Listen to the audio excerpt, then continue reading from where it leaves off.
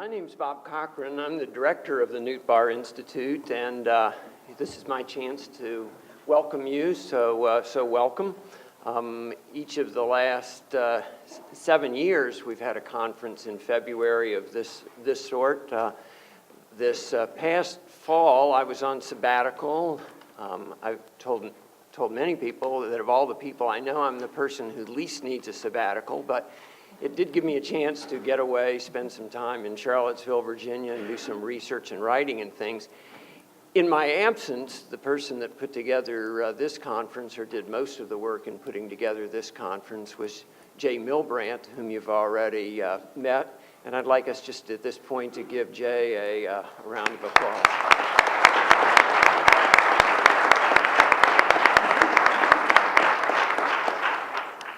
Because he's done, I think, just a wonderful job. It's been an exciting day for me, and the excitement doesn't end. If you looked on your program, you'd see that the moderator for our next panel is supposed to be Brittany Stringfellow-Ote. Brittany is not going to be with us. Brittany and her husband had applied to adopt a disabled child from China, and she said there'd be very few things that would have pulled her away from the conference today, but she even right now is at the airport picking up her new baby child. At first I thought, well, I'm really disappointed that I can't introduce Brittany, because there's something about her that I think makes her in many respects a role model for us today. And even though I can't introduce her in person, I thought I would say something about her before I step into her shoes and serve as the moderator for the next panel. Brittany is the director of our Union Rescue Mission Legal Clinic in downtown Los Angeles in the Tenderloin District. It grew out of a course that I taught, really student initiated, and now serves hundreds of homeless people down in that area. And a lot of people that get involved in work like that burn out over time. And after Brittany had been doing it for, I guess, about 2 or 3 years, I asked her how it is that she was able to maintain. Well, I first asked her, how's it going? I was hoping she wasn't going to say, well, I've gotten this offer from so-and-so, that kind of thing. And she says, oh, it's great. She just always seems so energetic. And I said, well, how is it that you're able to maintain your energy in the work that you do? And she said, where she's, representing homeless folks with all sorts of discouraging stories. And she says, well, my father was a pastor, and we were in a large inner city church. And from the time that I was a little child, my memory is being hugged by old men who smell of alcohol, sweat, and urine. And she says, I feel right at home down here. So I'm sorry you won't get to meet Brittany this time, but I hope you'll be able to meet her another time. The panels this afternoon really focus on some of what some folks are doing on the ground that I think implement some of what we talked about this morning. We're going to focus in this panel on doing justice domestically, and then we'll have our second panel for the afternoon, doing justice internationally. And we're going to handle this panel in conversational style. And I'll briefly introduce each of our panelists, and then we'll let them address some questions that I'll raise, and then address some questions that you all will raise. We'll begin with Kent Kuntz in just a few moments. He's with Central Dallas Ministries. He's the director of the Legal Action Work Center there at Dallas Central Ministries. Next, we'll have Lachey Henderson. Lachey is a public defender here from Riverside, California. She represents primarily juvenile defendants in cases. And then finally, Emily Allen.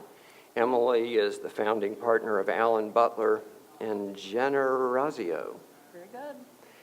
And they do immigration work, but she's also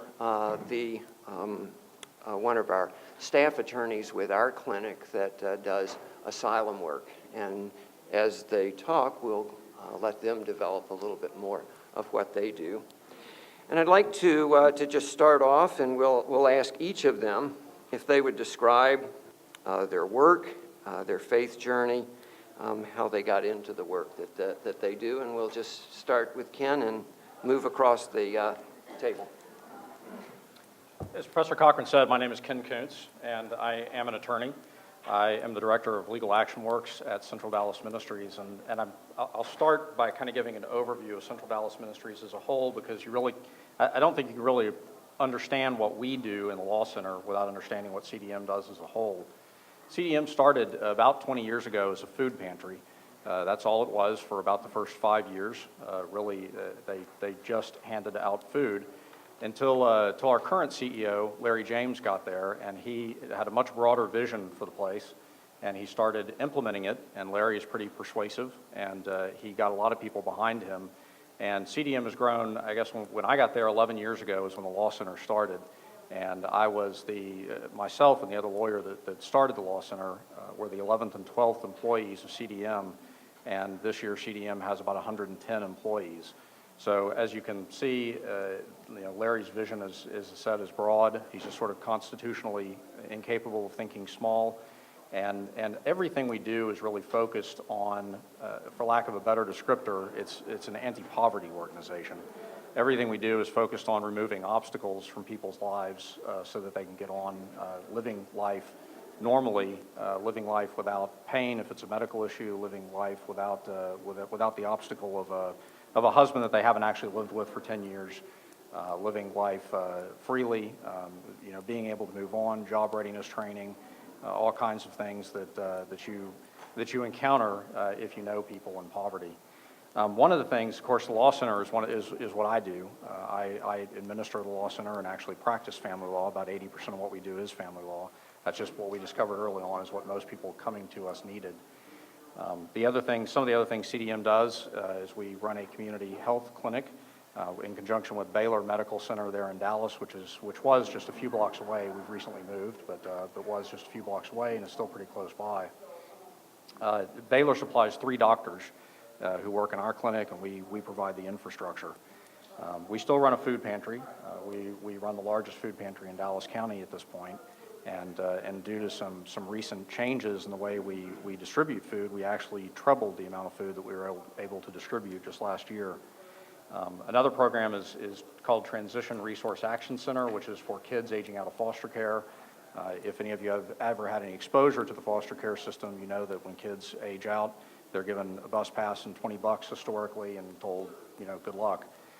Transition Resource Action Center was designed to help give them some resources to make it. The statistics were pretty grim. About 50% were winding up in either on the streets or in prison within about 3 years of release from foster care. Transition Resource Action Center has helped turn that around.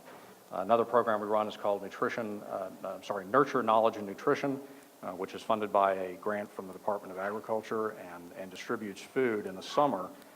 If you are familiar with low-income neighborhoods, in the summer many kids just don't eat because they don't have access to free school lunches.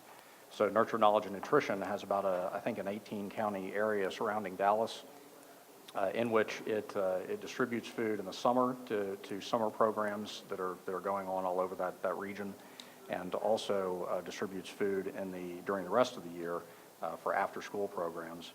Those are some of the things we do, and as I say, I don't think you can really understand the Law Center. I don't think you can understand our part of it without understanding that it's part of a bigger picture. I think all the things that we do are focused on the justice we've been talking about here today. Certainly is not just the lawyers who do justice at Central Dallas Ministries, or at least try to. I guess I'll answer the second part of the question, which is how I got into this. I'm sorry? Oh, is this not on? And just hold it closer to your mouth. Okay. How's that? All right. Sorry. I'm sorry if I was just a moving mouth down here and you could not hear me. I'm sorry if I was just a moving mouth down here and you could not hear me. Kay Warren this morning told a great story about her moment of epiphany when she read a magazine article and it almost slipped from her hands. My moment of epiphany was maybe I'm just much more dense, but I liken mine more to having pebbles tossed at the back of my head. I think God would just toss a pebble every now and then. I had trouble finding an area to practice law in. Tried many different areas that I was happy with, and slowly began to read more things about justice and about the Christian idea of justice and the biblical ideas about justice. Just lots of little tracks began to creep together until I got the opportunity to work at Central Dallas Ministries, as I said, about 11 years ago.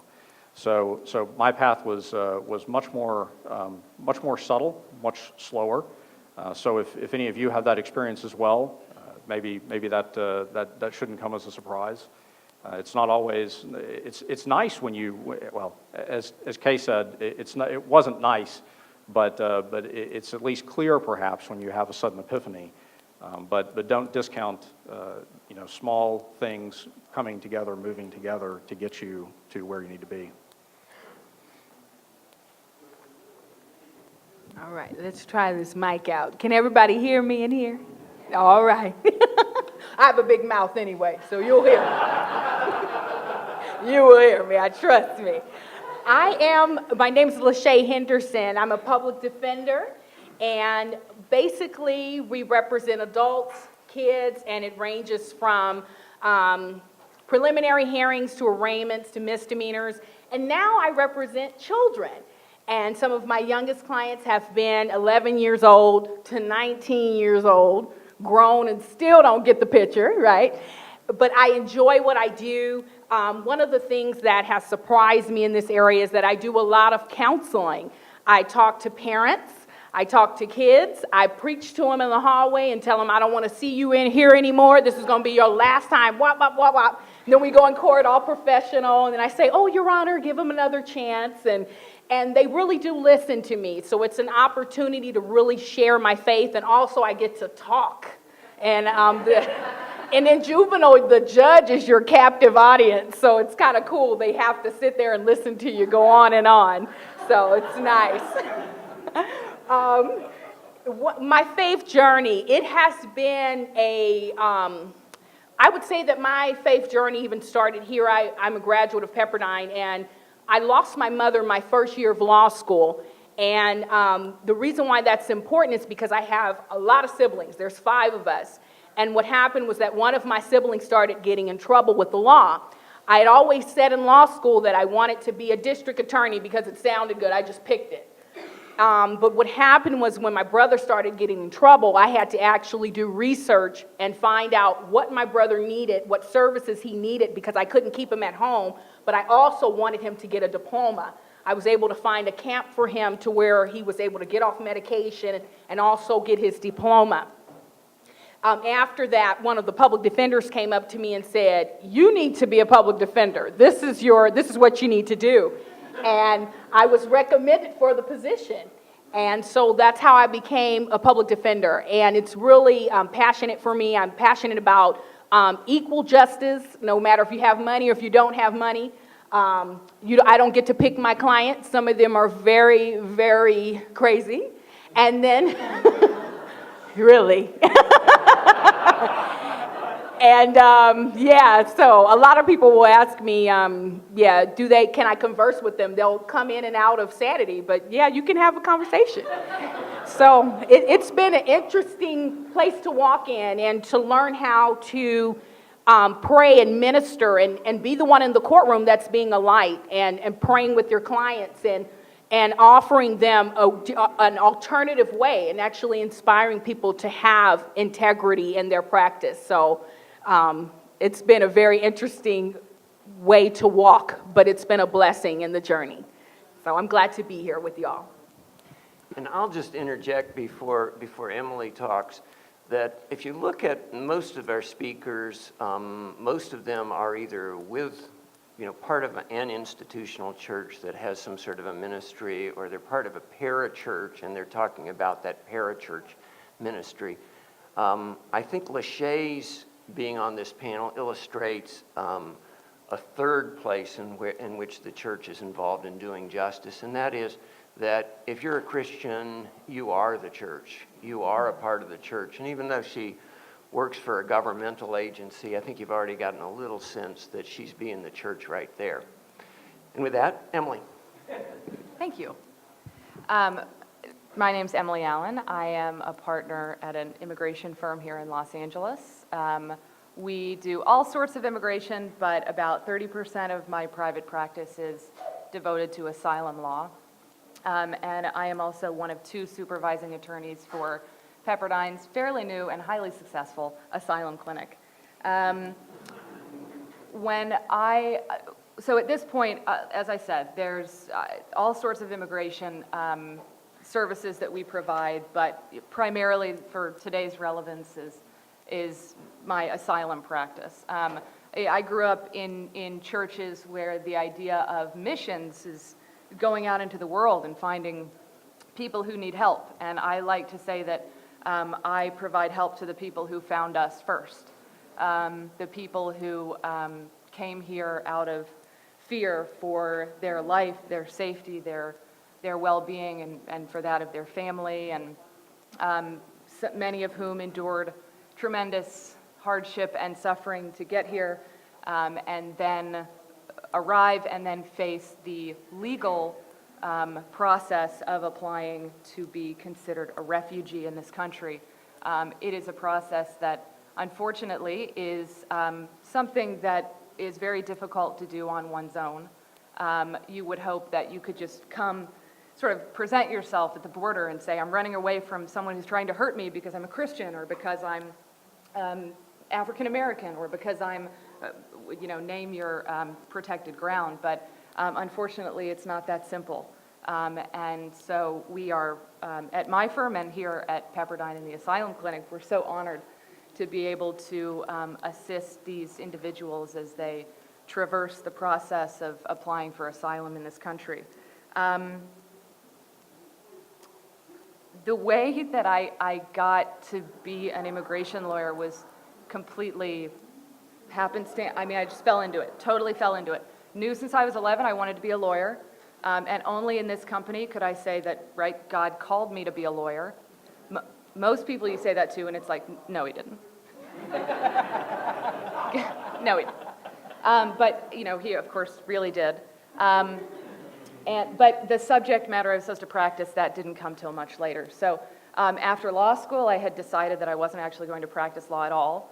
I had decided I was going to use my law degree for another purpose, and just took a little time to figure out what that was, and just sort of got curious one day, looking on some job postings. What if I was a lawyer? What would it... That was on a Monday. By Friday, I was interviewing for a job at an immigration firm. At the time, I don't even think I knew how to spell immigration. It's like 1M, 2, just kidding, I can spell immigration. But I found myself in this office, and I had never taken an immigration law class. I had no idea. But the partner who interviewed me said, it's incredibly busy. I can't pay you very much. And there's not a day in this office that something totally insane doesn't happen.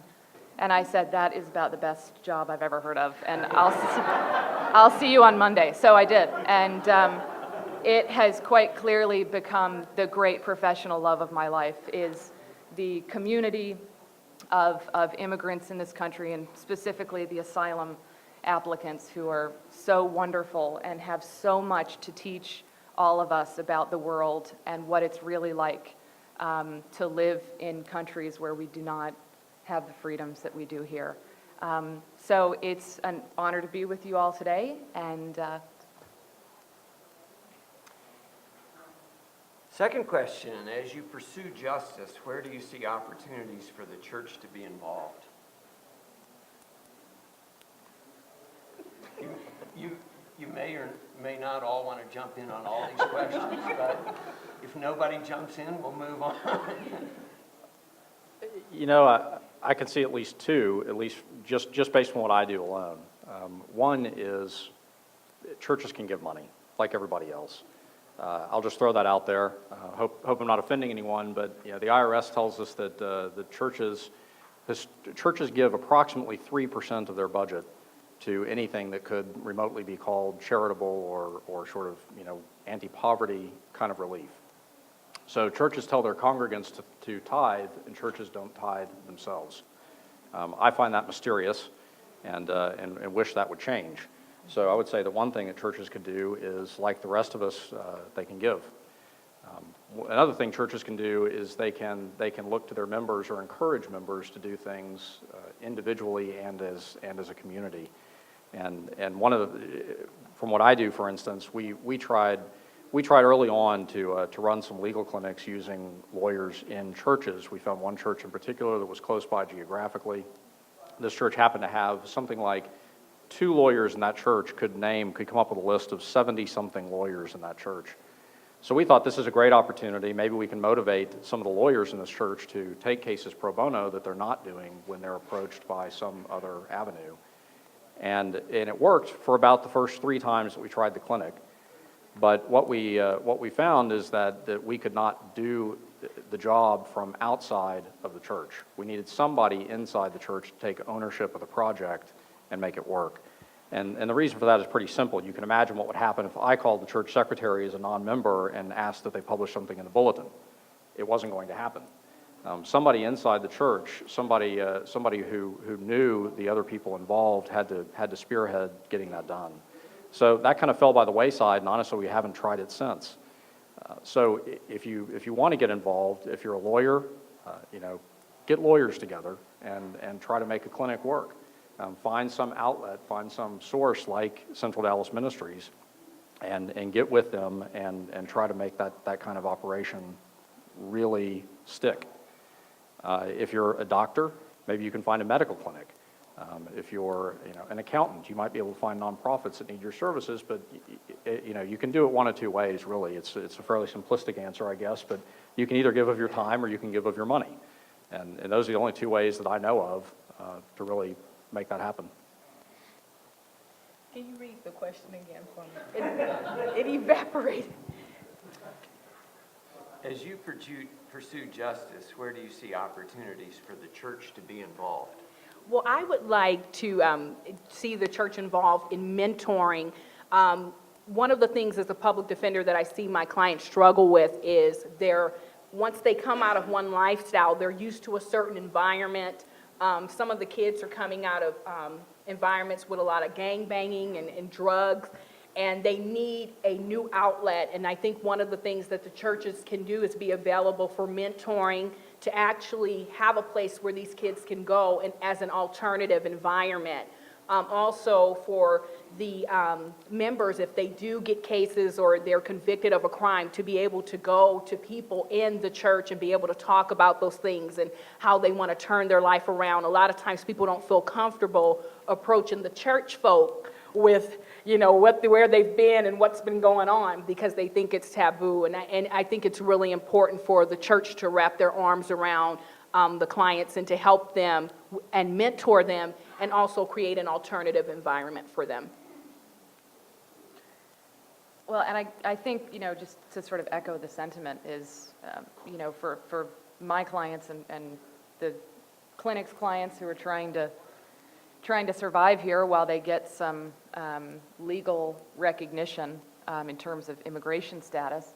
Unfortunately, many of these cases can last years, and never during that time is that person ever permitted to work in the United States. And many of them are here completely alone. They have absolutely no resources whatsoever.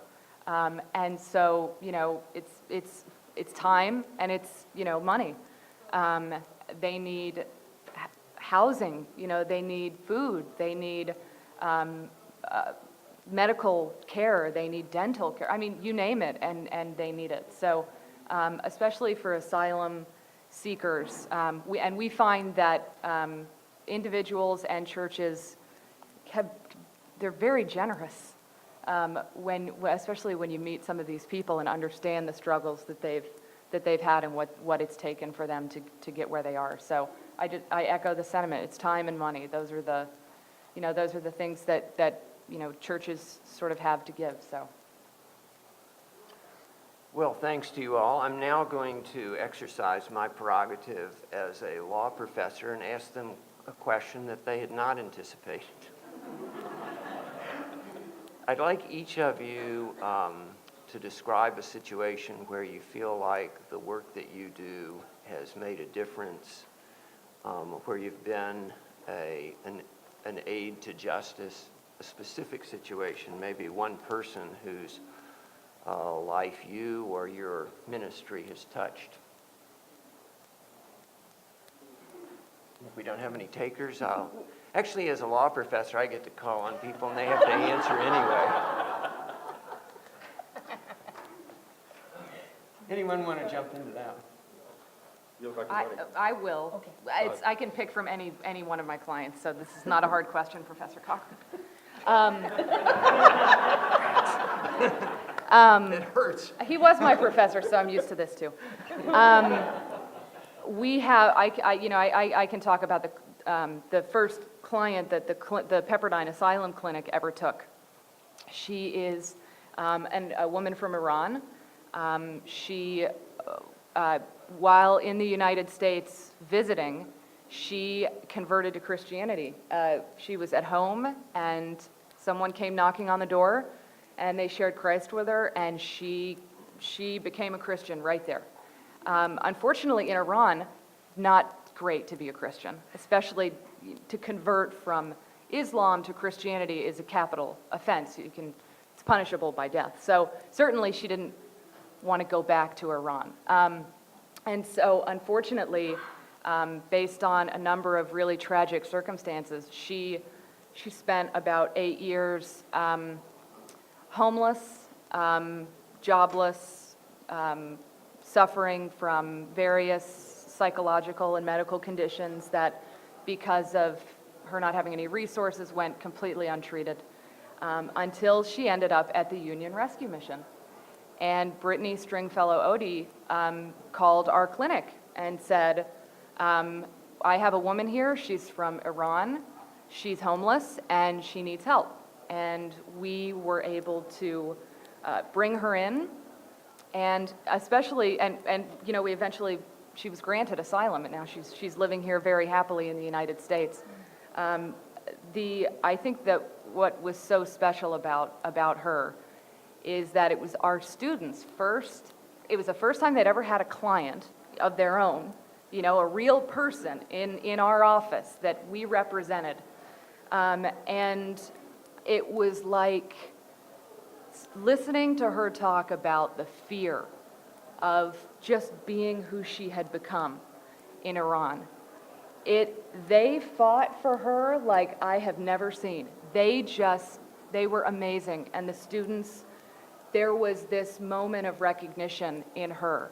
And at the same time, this appreciation for what we have in the United States. And so, that one really sticks out for me too, because it's representative of groups coming together to act as resources to get people what they need. So that would be mine.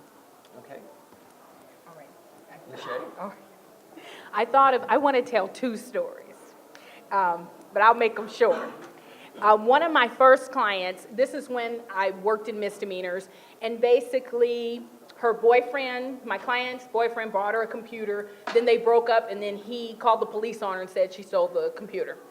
So we're in trial, and we're arguing the case, and I'm questioning him. Well, my client would call me every day, and she would go, I knew you were a Christian, and we would talk about the Lord, we would pray together, and she won her case, and but she would always call me and thank me, and it really inspired her to continue with her faith and to know that God was with her, just by her knowing that I walk with God as well. And so that was a blessing.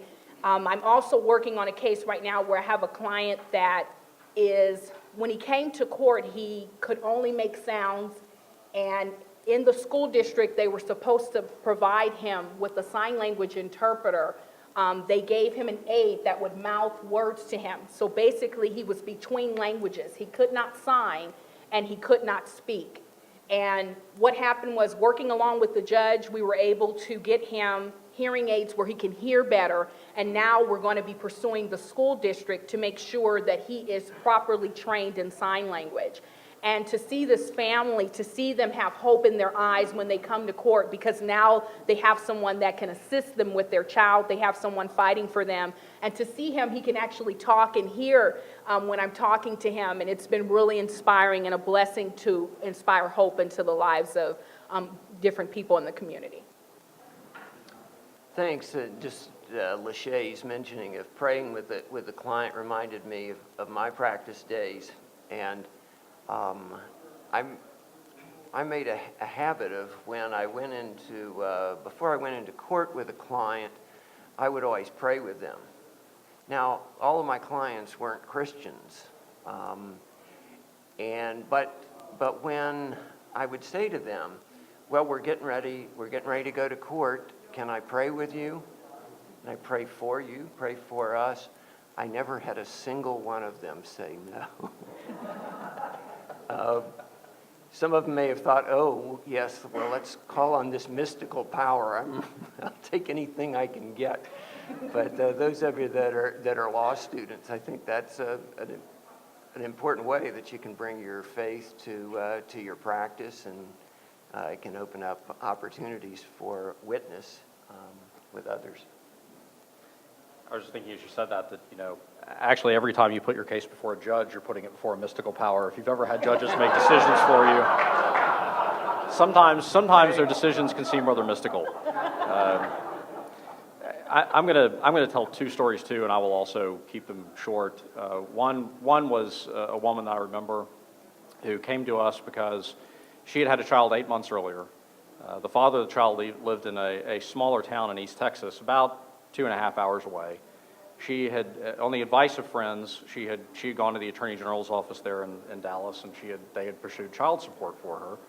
As soon as he got served with the child support papers, his response was to call her, ask if he could come to Dallas to visit the child, said he wanted to take it to a family reunion or something of that kind, and he took the child and simply vanished. This is a child who is still being breastfed, and he simply took the child from her, having never had any contact with the child for the 8 months since the child was born. She came to us because she worked at a daycare center that was associated with a Methodist church nearby, and they found out about us, and they came to us and said, "Can you help her?" And we said, "You bet." And we went down to the courthouse, and she told her story to the judge, and the judge was so appalled that the judge looked at him and said, "How far away do you live?" And he told her where he lived, and she said, "How long does it take you to get there?" And he gave her an answer, and she said she exactly doubled it and said, "You will be back here in 3 hours and 30 minutes. So, we were able to go in, and that's, just one of the most gratifying moments you can possibly have is to make something happen right away, and something that clearly should happen. And the background to that is also the background of the next story, and that is that in Texas at least, I don't know how it works for sure in California because I didn't take family law when I was in law school, but in Texas at least, until a court says otherwise, parents have exactly equal rights. And it does not matter that father had not been with that child or seen that child for 8 months. As long as he's acknowledged by the mother to be the father of the child, he has every right that she does, which means that, you get stories about parents snatching kids in grocery stores from each other. A parent leaves the child in the grocery cart and turns her back for a minute, and the next thing she knows, the child's gone, and the father's taking the child, and there's absolutely nothing the police or anybody else can do about it without a court order. That was the situation that this woman found herself in when the father showed up and said he would want to take the child to a family reunion and kept the child. There was nothing the authorities could do about it without a court order.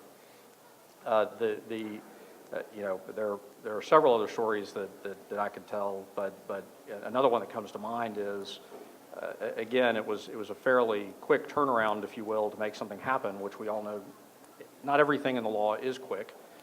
In fact, much of it takes a great deal of time and drags out quite a long ways. But in this case, I had a district attorney come to me, and this district attorney knew who I was, and she knew what I did.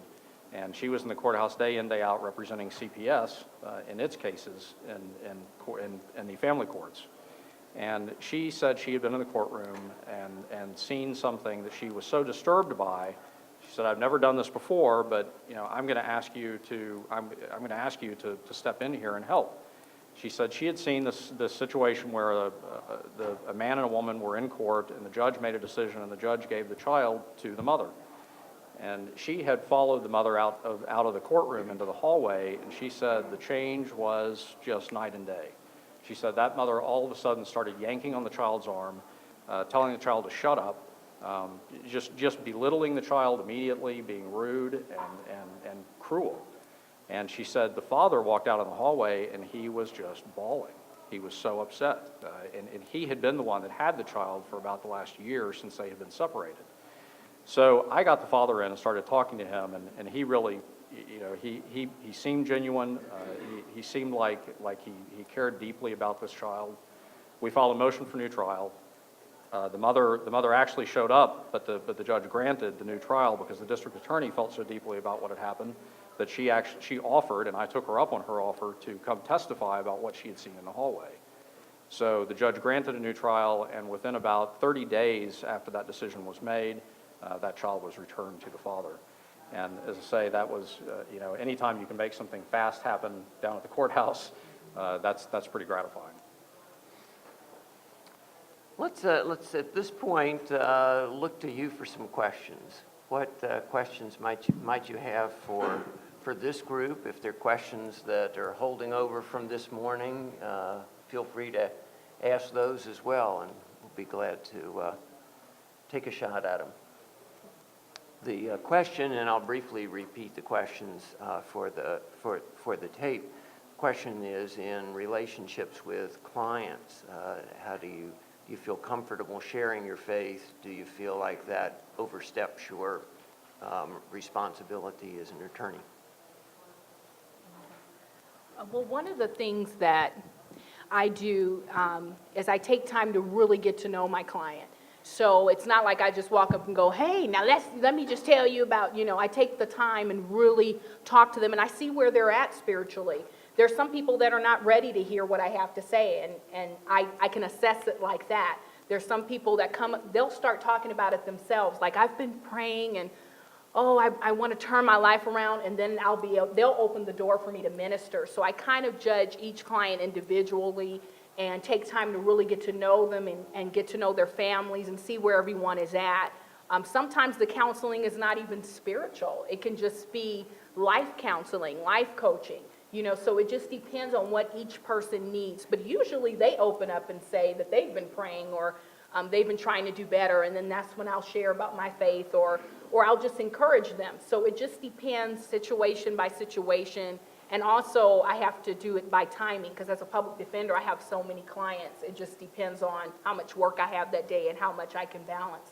But I just wait. I take each person individually. I realize my role here is not as a panelist, but I'll feel free to respond to questions. From when I was in, I think Charles raises a very serious question, because as an attorney, you have a certain degree of power over your clients, and particularly when you're representing poor people, I think that power can be abused by an attorney. The one thing that I always felt comfortable doing was letting them know that I was a Christian, and then that opening the door to them to then ask follow-up questions if they were inclined to do so. Now, as I mentioned earlier, I would pray with clients, but if they didn't respond to that in a way that was inquiring about faith, I wouldn't push that on them. But I think that's an important factor to be concerned about, not to abuse your power as an attorney. Though I do believe sharing the gospel is the most important thing in the world, I think there's a right way and a wrong way to do that. Any other response, or should we move on to another? I can respond to that just really quickly. I would say that most of my clients, for example, are not Christians. And many of them I represent based on a claim that is because they are not a Christian. And they are facing persecution in a country because they are not Christian. And yet I am a Christian and I am representing them here, and they are Jewish or Muslim or, and any other of countless religions. So all my clients know that I'm a Christian. You can walk into my office and see that I'm a Christian. They know that my work is my calling. I am not in a position to have, at no point is during the course of my representation, at no time is it my objective to influence their religious beliefs at the time. I'd love it if a couple years later they look back and say, wow, there was just something about that lawyer, and put it all together, but I'll rely on other people to really share Christ with them. I just would undermine my duties. So it's an easy, sort of a simple, bold line thing for what I do. We have another question. The question points to the fact that the scripture tells us not to take a brother or sister to court. Do you know of churches that have dispute resolution programs that enable the church to address these sorts of issues? And maybe you'd want to comment more generally on the question of taking believers to court. I would say that I haven't heard of it up to this point. I don't think anyone has really explored that area, because I've been in the church, I've been raised in the church all my life, and it hasn't been explored. A lot of things are handled informally, but they don't really have like a procedure for that. They may have legal days where you can ask about other things, but I haven't seen it implemented. The answer from the audience referred us to an organization called Peacemakers, and I think if you plug in Peacemakers, you'll be able to pull it up on a website. It is a wonderful organization. There's also in some cities a Christian Conciliation Service that was an outgrowth of the Christian Legal Society. Indeed, Ken Sandy's Peacemaker Ministries is also an outgrowth of that group that addresses these kinds of issues. Does Pepperdine have a mediation? Yes, a great question. Enable me to plug Pepperdine a little bit. Pepperdine, in addition to the Newt Bar Institute that's sponsoring this conference, has the Strauss Institute for Dispute Resolution, where we train lawyers in mediation. In some of the courses, the focus is specifically dealing with disputes from a Christian perspective, and some of our graduates go on to then make that an important part of their work and work to try and resolve disputes that arise between Christians.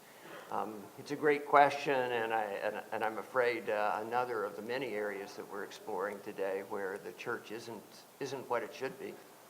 I'll throw in just a couple of things real quickly. One is, I don't know, again, I practice in Dallas, so I don't know anything about what's happening in Los Angeles, but Dallas is rarely ahead of California on very many things like this. I would say, there's a concept called collaborative law. And collaborative law is a means by which you can resolve disputes. It's used most often in the context of divorce and family law. In that context, every lawyer and every participant in the process commits to resolving the dispute without going to the courtroom. And if the process breaks down, it costs everybody a great deal of time and money, because the lawyers who represent the parties in the collaborative process are not allowed to represent the parties in court. So there's a built-in incentive for it to work, a built-in incentive to reach resolutions, a lot of built-in motivation just to make it happen outside the courtroom without slinging mud at each other. The process is usually facilitated by a mental health expert who sits in the middle as kind of an arbitrator. So that's an excellent system if you happen to have the type of dispute, both in terms of the substance of the law and in terms of the facts. That is, for instance, you can't have serious drug or alcohol problems, you can't have serious mental health issues, or that process simply won't work. Second comment I would make is just that while I think there is absolutely a principle involved in the biblical statement that you should not take a brother to court, the follow-up to that in that passage is, or basically they may throw you into prison. And I think we should always keep in mind that when Paul was saying things like that, he was saying them in a specific time and place, and that in that day and age, both because of unjust laws and because of corruption, there wasn't a whole lot of justice, I don't think, in the Roman justice system. I sure hope we do better. I would hope that our justice system is a little more just, at least. And so while there's certainly a principle there about doing your best to resolve the dispute outside of the courthouse, I think that we probably are on different terrain than what Paul was writing about. Yeah, just to comment on each of Ken's comments, I think collaborative practice is one of the most exciting new areas of law practice, and particularly those of you that are law students should explore that. Collaborative practice really does change the mindset of the attorneys that are involved in it. If you go into negotiations knowing that you can't take the matter to court, your focus is just going to be on resolving that. And there's, anyway, collaborative practice is really worth exploring. The second point, the one that Ken raised, I think it may be that the context does make things different. I'm not sure. I've wrestled with this myself. When I was in practice, I wouldn't represent someone who was a Christian against another Christian. But there is difference of opinion among Christians as to whether it's appropriate for us in this culture, in this society, to take one another to court. In part, that flows from a sense that you're more likely to come before a Christian judge and maybe a jury that's influenced by faith in this country. John Calvin wrote on this, and his emphasis was that the magistrate, the judge, was someone whom God, under Romans 13, had provided to you for the sake of justice, and that though Christians need to take a number of steps to try and resolve things without going to litigation, ultimately, if you approach litigation with the right heart attitude, that the judge is someone whom God has given to you for your good. So we'll leave that difficult issue where it is and see whether we've got other questions. Okay, the question is how business people can be engaged in the pursuit of justice. It's funny you should ask. We Another at CDM, appeal for money here. CDM is actually involved right now, and I hope I'm not saying anything that's not completely public, but we're actually involved right now in trying to create a new center for our food pantry. And at the same site, we're talking to the Texas Workforce Commission about creating a job center on that same parcel of land. All of this is going to be something where the land will be wiped clean and everything will be built from the ground up. And we're working hand in hand with PepsiCo, who is planning to either lease from us or build and use a distribution center at the same site. All of this is just going to design to hopefully be synergistic when people come for food. Maybe they can get job training next door. Maybe they can get a job at the distribution center. And this is all in an area. It's all in South Dallas, which is an area of Dallas which is just it's terribly impoverished. I mean, the average income is about $10,000 a year. So, one of the things that businesses can do if there's the will there, businesses, and I should also add, this is PepsiCo doing this, not like the PepsiCo Foundation. So this is PepsiCo saying, we want to do this with you, and we're also going to figure out how to make a buck out of it. And there's nothing wrong with that because that's what they're in business to do. And I think we'd all be a whole lot better off if we had more nonprofit, for-profit partnerships like that. Lots of issues to work out. Got issues about the land, for instance. You know, can we get a tax exemption as a nonprofit if any type of for-profit activity is going on there? Lots of issues that we have to resolve, but there are definitely lots of areas that are ripe for contributions by both the for-profit and nonprofit sector. Yes. Yeah, the question was what's the role, I guess, of the Christian lawyer and the Christian businessman in a society which maybe does not pay just wages and treat people justly, when biblically the objective that's set before us is one of human flourishing.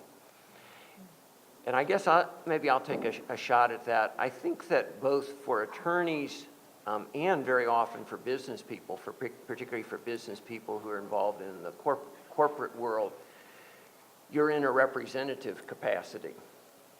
Now, the easy answer then to your question is, I'm in a representative capacity. It's not my money that I'm spending. It's not my case that I'm handling.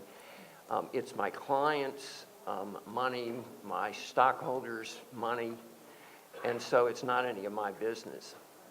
I think that for a Christian, that's not the right answer. At the same time, I don't think that the right answer is to go in and be the guru, that's telling people what they should do with their money or they should do with their case. I think the response should be to be a friend in the classic sense of friendship. A friend in the classic sense of friendship was concerned with the moral values, the moral good of the friend. And so you should treat your clients and you should treat those whom you represent as you would treat a friend. A friend's not going to be domineering over another friend. A friend, on the other hand, is not going to just let the friend go their own way and assist the friend in whatever they might do, but I think is going to raise moral concerns about wages, concerns about impact on the environment, on the community, as a subject for real conversation. Any other comments from you, Lachey? I did want to comment on that. One of the things that I had to do with defense work is I took time in prayer to say, okay, Lord, what is my role? Because when I came into the public defender's office, it was popular to not believe in God. So I was like the frontier, the person that was different from everyone else. So I prayed and I said, these are going to be my standards. And when I'm in court, I have certain things that I abide by. I turn over discovery. I don't play games. I don't hide stuff and do things like that, whereas there are other attorneys who do that. And it's an example. Whereas when they're dealing with me, they know that Ms. Henderson is straight up, so I'm going to be that way with her. There's just certain things that you can do to be an example to your clients. I don't lie for my clients. If they're not in court, I'm like, Your Honor, he's not here. I don't be like, oh, Your Honor, he's going to be here in 30 minutes. And I don't know if he is or not. I don't do stuff like that. I'm like, if you're not here, you're not here. And it's an example. Yeah, it makes people have to stand up and be right. And they know when they're dealing with you, they have to tell you the truth, even my clients. I'm like, that doesn't make sense. I'm not going to say that in court. What really happened? Because I'm not going to go and put on a circus show. And it's an example. You're being a light by saying, hello, that doesn't make sense even to me. So don't even make me get up and say that, right? So you're an example. And I've had district attorneys even tell me, you know what, you inspired me by what you said. I'm going to do justice. I'm going to give your client this. I'm going to waive this fine. And I'm like, oh, thank you. And so people feel your spirit. They can feel that you're sincere. And when you convey that, they're going to respond to you in that way because you are being a light, even in the way that you practice. So it's an everyday thing. And then I would just say, pray. Pray before you go in the courtroom. Pray when you're dealing with these people, with these personality problems, and some of these judges that have a chip on their shoulders, you pray. And God leads you and he gives you wisdom. I had this one client, I have to tell you guys this. Okay, 10 years ago, he was supposed to do 10 days of work. So what am I going to say about this person that did nothing that the court told him to do? And I looked down at the sheet and I felt the Holy Spirit say, look at the paper. And I looked and saw that he had a private lawyer. And that lawyer did not, it was some fault of the lawyer that he didn't know what he had to do. And instantaneously, I knew what to argue. And he was out, and then he still didn't do what he was supposed to do. But I felt the Lord leading me as to what to say. So this Holy Spirit will lead you and give you guidance. And by having that leading, you're being a light. You're being a light to your clients and also to other attorneys. I would just add one super quick thing. There's a pastor, and he always likes to use the line, always preach the gospel and use words only when necessary, right? So, I think that in any job that we have, whether we're a lawyer and you can, some of us are blessed to have these jobs where we just get to feel and see the help that we, that we can give people, and other people are, work for the city cleaning up trash or taxi drivers or whatever, where sure you got somebody at the airport on time, but it's hard to look at that and say, wow, I've made this difference in this person's life, and we're blessed to have that very illustrative sort of image of it. But it's always about the attitude and the joy with which we serve other people, and I think that can carry into just about any job that we have. So. I think the question, if you don't mind, Professor Cochran, the question started off, or at least a good part of the question was about living wages. And I would just say two things about that. I mean, this is something that Larry, our CEO, kind of got into about 8 or 10 years ago. And there are two things that we were able to do. One is talk about it, make people realize that you can't live on $8 an hour.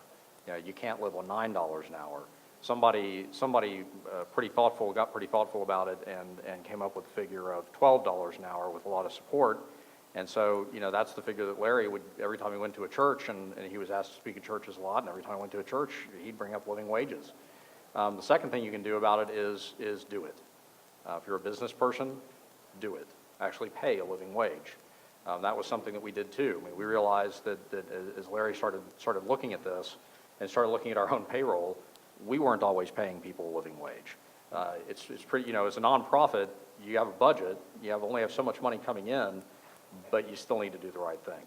So, make sure before you go out and talk about it to other people that you're doing it yourself.